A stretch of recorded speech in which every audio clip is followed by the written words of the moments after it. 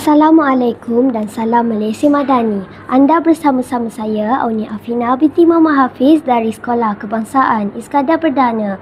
Sempena sambutan Hari Kemerdekaan kali ini, saya dapat bertemu bual dengan seorang guru yang sangat dihormati di sekolah ini. Mari kita mulakan temu bual ini. Sebelum itu, boleh cikgu perkenalkan diri terlebih dahulu? Okey, nama cikgu Aina Najia Anu binti Muhammad Azri. Cikgu merupakan guru sejarah sekolah ini selama hampir 3 tahun lah.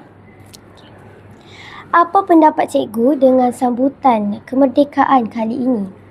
Bagi pandangan cikgu, sambutan kemerdekaan tahun ni amat meriah yang mana kita menjauhkan lagi perarakan. Sebelum ni depan sekolah saja. Namun tahun ni kita lanjutkan perjalanan sehingga pusing sekeliling masjid. Kenapa kita perlu semangat dalam menyambut Hari Kemerdekaan? Untuk menghargai tokoh-tokoh yang memperjuangkan kemerdekaan. Bukan senang tau, tokoh-tokoh nak dapatkan merdeka.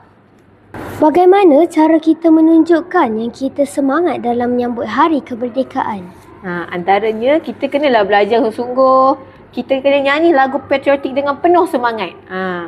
Dalam lagu-lagu patriotik itu sendiri ada maksud yang tersendiri. Jadi kita kena faham setiap lirik dalam lagu patriotik tu. Pada pendapat cikgu, adakah mereka sudah nampak sangat bersungguh-sungguh menyambut Hari Kemerdekaan? Bagi pandangan cikgu dah nampak dah bersungguh-sungguh. Seperti yang kita boleh lihat, pada sambutan Merdeka hari itu kita mengadakan tema yang berbeza untuk setiap kelas. Antaranya bomba, ada yang bertemakan askar, ada yang bertemakan orang kampung. Yang mana sebenarnya amat semangatlah bagi cikgu. Sebab bukan senang untuk kita hasilkan tema itu sendiri. Baik, terima kasih cikgu kerana meluangkan masa temu bual pada hari ini. Padi menguning di tengah sawah, indah berseri di waktu pagi.